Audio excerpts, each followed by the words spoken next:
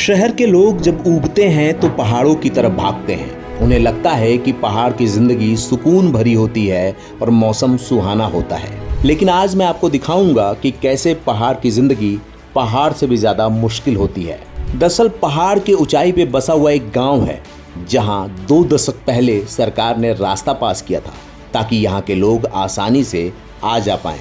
लेकिन आज 2 दशकों के बाद भी गांव के लोगों को उस रास्ता का इंतजार है।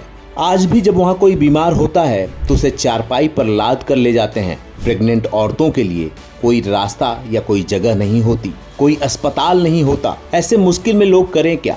गांव के लोगों ने ठाना कि अब उन्हें ही कुछ करना होगा। गांव का एक युवा विजेंद्र शर्मा निकलकर सामने आता है और वो कहता है कि गांव के लोगों को एक होना होगा, उसके बाद ही इस रास्ते का निर्माण हो सकता है। आइए मैं आपको दिखाता हूँ कि कैसे गांव के लोगों ने पहाड़ का सीना चीरकर रास्ता बना दिया और सरकार देखती रह गई।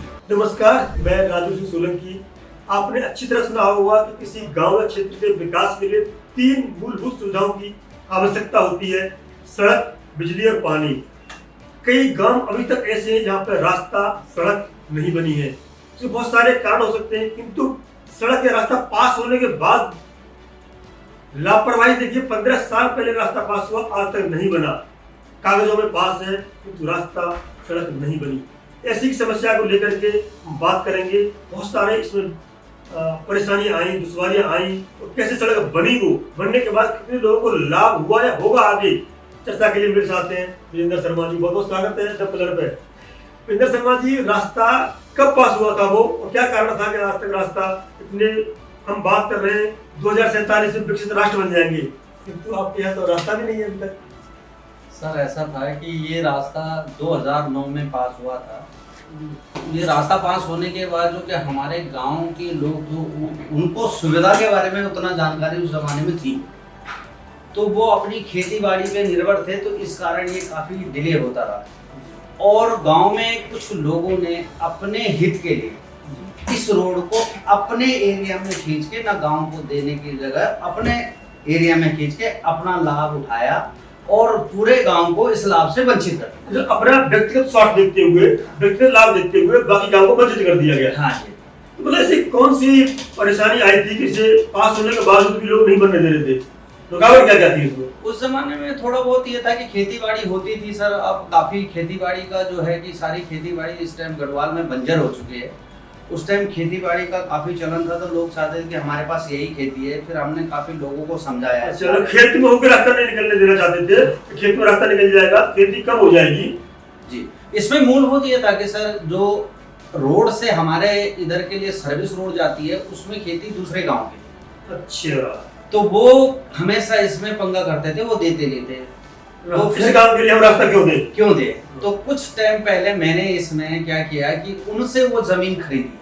अच्छा, दूसरे गांव वाले की जमीन थी वो खरीद लिया गया। वो मैंने सेल्फ अपने पैसे से वो जमीन खरीदी और फिर वहां पे मैंने बिगर उसके सरकार के पास से, बिगर किसी के उससे सरकारी सहयोग की, बिगर सरकार के सहयोग की हुए एक अपने मित्र है, उनका जेसीबी है, और उनको जितना भी डीजल या पैसा या गांव जो दूसरे गांव की जमीन थी उनको पैसा मैंने अपनी जेब से देके ये रोड का प्रारंभ किया। प्रारंभ करके रोड बनाना प्रारंभ किया। बात ये रास्ता बनने से नागरिक के जो गांव के लोग हैं उनको समस्या क्या आती थी? समस्या सबसे पहले तो मूलभूत यही थी कि उनकी खेती का इसमें वो था। मैंने काफी उनको समझाया पर कई लोग उसमें माने नहीं। धीरे धीरे जैसे कि ये रोड हमने एक बार आगे तक 2 किलोमीटर काट ली जब, तो काफी लोगों को सुविधा होने लगी। जैसा लोगों के अगर लेंटर वाले मकान बनते हैं तो उनके लिए रोड़ी, बदरपुरी, ईटा, ये सुविधा हो गई। तो काफी लोग उसमें प्रभावित हुए कि नीचे रोड तो होनी चाहिए। तो काफी लोगों ने साथ भी दिया, काफी लोगों ने विरोध भी किया। उसके बाद अभी हाल फिलहाल पिछले वीक में मैं गाँव जाके 2 किलोमीटर की जो और रोड है वो मैंने अभी क्लियर कराई है। अभी उस रोड की कटिंग चालू है। नहीं बताते 2009 में से दस्तावेज बोल रहे हैं 2009 में सड़क पास हो गई थी और 24 यानी 15 साल हो गए, तो सरकार की तरफ से कोई मतलब प्रस्ताव नहीं आया, पैसा नहीं आया, कुछ नहीं आया? नहीं, सरकार ने हमारे यहाँ पे एक डैम बनाया था, उस योजना के थ्रू हमारे यहाँ पे 10 साल तक अध्यक्ष रहे हमारे गांव के। अध्यक्ष जी ने क्या किया कि सरकार ने जो प्रस्ताव दिया था उसको गांव के हित में ना करके हुए कैंसिल कर दिया कि जी हमें रोड की आवश्यकता, गांव वालों को रोड की आवश्यकता नहीं। सिर्फ सड़क, बिजली, पानी मूलभूत आवश्यकता है, ऐसा कैसे हो सकता है कि आवश्यकता नहीं है? यही तो एक आदमी ये कह रहे हैं, इस बारे में हमें कभी बताया नहीं गया, ना हमें पता चला। जब मुझे इस बारे में पता चला तो मैंने बड़ा सोचा कि पूरा हमारा गांव वंचित। आज की डेट में गांव में कोई बीमार होता है तो उसको हम एक, हमारे यहाँ पिनस बोलते हैं, उसको उठा के उसमें ले जाते हैं। तो सफर करना पड़ता है हमें, 3 किलोमीटर पहले रोड पे जाना पड़ता है। कोई बीमार हो गया, कोई बच्चा है, कोई दिक्कत है, कोई महिला है। का संबंध किया, बच्चे स्कूल भी जाते होंगे, बड़े कॉलेज भी जाते होंगे, या जो लोग गांव से निकल करके शहर आ गए पढ़ने के लिए, कमाने के लिए, उन्हें गांव जाना होता है त्योहार पे, गाड़ी लेके कैसे जाते होंगे लोग? वो 3 किलोमीटर पहले ही हमारी रोड है, उसमें गाड़ी ऊपर खड़ी करके 3 किलोमीटर पैदल जाते हैं। 3 किलोमीटर पैदल अपना सारा सामान लेके सफर करते हैं अप डाउन का। ये डेली का हमारा कार्य था। थोड़ा जब हमारे पे थोड़ा समय आया, हमारी सोच बदली, तो हमने गांव को भी मनाया, गांव के लोगों ने भी हमारा साथ दिया। फिर हमने उनको बोला बस तुम साथ दो हमारा, बाकी तो हम कर लेंगे। तो पूरा काम इस टाइम हम, अब की बार जो लास्ट स्टेज है जो गांव के अंदर तक की रोड, उसको हम मतलब गांव अंदर तक घुस जाएगी। अब जो अपने लोगों ने प्रयास किया है, श्रमदान कहें या थोड़ा सा लोगों का प्रयास कहें या मोटिवेशन कहेंगे, सब लोगों को अपने मोटिवेट करके और प्रेरणा देकर के सड़क का जो गांव तक पहुंचाने का बीड़ा उठाया है, इससे बहुत सारे लोगों को कष्ट हुआ हुआ मानते हैं, किंतु लाभ बहुत सारे लोगों को होगा इससे। देखो अभी तो लोगों को ये लगता है, काफी लोगों को ये लगता है कि हमारी जमीन जाने से या कोई खेती, एक आध खेती, 2 खेती जाने से नुकसान हुआ, पर भविष्य में उन्हीं के बच्चों को इसका बहुत लाभ होगा। कल जैसे अभी आपने देखा था कि कोविड में, महामारी कोविड आई थी, तो सब लोगों ने प्लान करके गढ़वाल की साइड ही भागे थे, गांव में भागे थे, हम अपने गांव में थे। तो सही बात। तो सर आने वाले टाइम में जब उनके नाती पोते ये होंगे तो वो हमें याद करेंगे कि किसी ने इतनी मेहनत करके ये सड़क घर तक पहुंचाई। अगुवाई करना बड़ा मुश्किल होता है। हमारे गांव में भी आपने जो प्रयास किया है, हम लोगों ने क्या, बहुत छोटे थे, कुछ लोगों ने मिलकर जो प्रयास किया था लिंक जरूरत थी गांव को बनाने के लिए, बड़ी मुश्किल आती है, किंतु आज सब उसका लाभ ले रहे हैं। बात आती है धन की समस्या की। तो धन या कहेंगे जो लागत आती है, सरकार से कोई मदद मिली है या अपना कंट्रीब्यूशन किया है? अभी तो सरकार से हमें कोई लाभ नहीं मिला है, परंतु हमारे काफी दोस्त, अच्छे मित्र हैं, जिन्होंने हमको आश्वासन दिया है कि आने वाले टाइम में हम इस रोड को PWD में मर्ज कर देंगे। अच्छा। तो सरकार से बनाई सड़क को बाद में मतलब जेसीबी दोस्तों से मांग के जो भी PWD हम पत्र लिख के और अपने MLA साहब दिलीप रावत जी को उसको पत्र सौंपेंगे और वो हमारी इस रोड को PWD के अंदर में मर्ज कर देंगे, जिसमें कि कभी इसमें भूखलन टूटती है तो वो उसको डेवलप करेंगे। जब पहाड़ों पर ज्यादा बरसात होती है, कई बार सड़कें टूट जाती हैं, इस समस्या का मतलब रखा गया है। इस समस्या का सारा ध्यान रखा जाएगा और अभी भी रखा गया, पहले भी रखा गया है।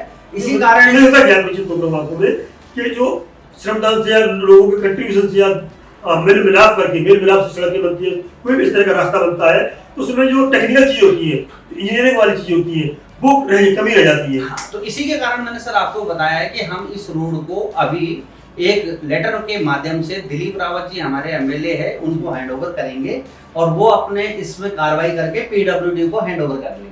PWD फिर अपने मानक पे इस रोड को क्लियर करेगी। तो मानकों पर खड़ा उतरना जरूरी है। हाँ, PWD इस रोड को पूरे अपने मानक पे खड़ा उतरेगी और भविष्य में इसमें जो भी भूखलन से समस्या है उससे निपटेगी और जहाँ रोड बंद होगी तो उसके लिए अपना JCB भेजेगी, रोड को हमेशा क्लियर रखेगी। दूसरी बात तो होती है, जो रास्ते बनते हैं जब, तो कट कितना लेना है, टर्न कितना चौड़ाई का लेना है, वो सब चीज ध्यान रखना पड़ता है। चढ़ाई कितने एंगल में होनी चाहिए, वो सब चीजें तो PWD से कर पाएंगे। तो सर इसके लिए और जो संस्था है, जी हमने इसका भी ध्यान रखा है। हमने PWD के डिपार्टमेंट में ही जो लोग हैं उन्हीं से इस रोड का सर्वे कराया सर। Very good. हमने अपनी मनमर्जी, बहुत अच्छा किया। हमने अपनी मनमर्जी से सिर्फ कुछ नहीं किया, हमने प्रयास में भी PWD के सर्वे को लिया, जो एक्सपर्ट लोग हैं सलाह दी है, उन्हीं से सर्वे कराया सर। ये सड़क बन जाने से सबसे ज्यादा लाभ मुझे लगता है आने वाली जनरेशन है जो। जी बिल्कुल, तो क्या समझते हैं इसमें? बिल्कुल आने वाली जनरेशन को इसका बहुत लाभ होगा, उनके बच्चों को लाभ होगा, प्लस जो अभी गांव में हमारे कुछ लोग जो प्लान के कारण आज गढ़वाल सफर कर रहा है उसको बचाने की भी एक कोशिश की गई है। ये बिल्कुल सही कहा आपने। जब तक सड़क हमारे गांव में नहीं थी तो लोग इसलिए नहीं आते थे कि कच्चा रास्ता जाएंगे कैसे, 5 किलोमीटर पहले अपनी गाड़ी पार करके जाना बड़ा मुश्किल होता था, 3 किलोमीटर आपने बताया। अब इस समस्या का हल होने के बाद तो लोग फ्रीक्वेंटली गांव में जाना अपना कर सकते हैं। अभी आपको मैं बताऊं, मेरे मोबाइल पे कई लोगों की बधाई आ रहा है कि जो कहते थे कि हम तो गांव नहीं जाएंगे, अब वो गांव में भी अपना मकान बनाना चाहते हैं। अच्छा। और वो गांव के तरफ उनका झुकाव आ रहा है। ये रोड बनने से हमारे गांव में जो काफी लोग बाहर चले गए थे वो वापस लौटने की प्रक्रिया में। देखो वापस लौटे कि तीज त्योहार पे, शादी ब्याह में, रिश्ते नाते कोई प्रोग्राम होता है, उसमें पहुंचने के लिए रास्ता आसान हो गया इस रास्ता के बनने से। बिल्कुल सर, इसके रास्ता बनने से काफी आसानी मिलेगी। अभी जो बुजुर्ग लोग बचे हुए हैं जिनको मेडिकल चिकित्सा चाहिए होती है, वो 7 किलोमीटर दूर हॉस्पिटल जाते हैं सर। 7 किलोमीटर बहुत होता है। तो 7 किलोमीटर में उनको 3 किलोमीटर तो सर पहले पैदल चलना पड़ेगा, और अगर वो बीमार है, उसकी टांग पे चोट है, वो चल नहीं सकता, तो वो कैसे सफर करता। तो पूरे गढ़वाल में जो कुछ गांव अभी बचे हैं उनमें तकरीबन यातायात का, रोड का होना बहुत जरूरी है, जिनसे कि वो लोग वहीं रहे और अपना जीवन बहुत अच्छे तरह से बसर करें। मैं अजित डोभाल जी का एक वीडियो देख रहा था, और स्वर्गीय रावत जी का, जो CDS रहे हमारे देश के, बहुत ही महान व्यक्ति थे, उनको सैल्यूट करता हूँ। उनके वीडियो गांव जाने के रास्ते दिखाए गए थे, और पकड़ी डंडी थी, तो उनकी गाड़ी नीचे खड़ी थी, पैदल गए थे वो, सीमेंटेड रोड थी वो। तो उतने बड़े महान व्यक्तियों के रोड अब आगे बने हैं, ये देश की विडंबना नहीं है? बिल्कुल सर, मैं इस बात में मानता हूं कि जो प्रशासन है उसको अपने काम के प्रति दृढ़ निश्चित होना चाहिए कि मुझे ये काम करना है तो करना है। हाँ बिल्कुल, मतलब दृढ़ निष्ठा से अपना काम करना चाहिए, और हर आदमी को फैसिलिटी मिलनी चाहिए, उसके काम को लटकाना नहीं चाहिए, समय पे वो काम पूरा होना चाहिए।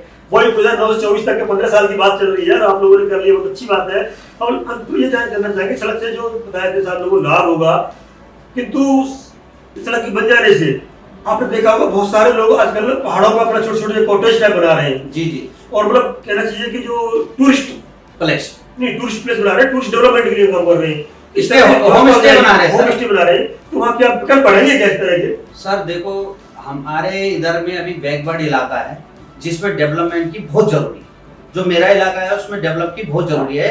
बहुत अच्छी नदियां हैं, बहुत अच्छे डैम हैं। अगर वहाँ पे टूरिस्ट प्लेस बने तो लोगों को वहीं रोजगार मिलेगा, वहीं सुविधा मिलेगी, पर रोड होनी बहुत जरूरी है। बिना रोड कैसे जाएगा? बिना रोड के कोई भी एडवेंचर करते लोग इस जगह पर, कैंप लगाते हैं, बहुत चल रहा है पहाड़ों में आजकल। दूसरी बात क्या है कि वहाँ गर्मियों में मौसम अच्छा रहता है, इसलिए भी लोग जाते हैं, विदेशी भी आते हैं। कई मित्र हमारे पूछ रहे थे और आपके बारे में पूछ रहे थे, उनका गाँव अगर रोड के आसपास है तो क्यों ना वहाँ पे कैंप लगाने का इस तरह की व्यवस्था कर सकते हैं क्या? टूरिस्ट के लिए, आकर्षण के लिए क्या हो सकता है? तो इसके लिए क्या संभावना दिखती है आपको? बिल्कुल सर, आने वाले टाइम में तो ये सारे हाईवे 200 किलोमीटर के जो रनवे 3-3 घंटे के हो जाएंगे, और सुविधा ही सुविधा है। पहाड़ में तो आपको पता है कि ऋषि मुनियों की धरती है, तो योग तप सब ये पहाड़ में ही होता है। तो अगर ये रोडें सही रहेंगी तो वहाँ पूरी दुनिया जाएगी सर। दुनिया जाएगी तो उससे रोजगार मिलेगा हमारा, फिर पलायन रुक जाएगा। ऋषिकेश को योग नगरी कहते हैं। ऋषिकेश अपने आप में बहुत बड़ा धाम है और गंगा का पावन चरण वहां से निकलते हैं, लेकिन इस तरह के जो लोग जाते हैं तो वहाँ भीड़ बहुत बढ़ जाती है। तो ग्रामीण और दूर दराज के इलाकों में भी धीरे धीरे टूरिस्ट बढ़ रहा है। तो अगर रोड और इस तरह की व्यवस्थाएं होंगी तो सभी गांव विकसित होंगे और टूरिस्ट प्लेस बनेंगे और लोग कैंपिंग करेंगे, तो लोगों को रोजगार भी मिलेगा, पलायन भी रुकेगा, अर्थव्यवस्था भी रोटेट होगी। इस तरह की चीज होनी चाहिए और आपने बहुत ही सार्थक प्रयास किया है। देश हित में और जनता के जो आने वाली पीढ़ियां याद रखेंगी, इस तरह के नेक काम करते रहने चाहिए और आप बधाई के पात्र हैं। इस तरह से आप नेक काम करेंगे, इसे आशा करते हैं। जय हिंद, जय भारत।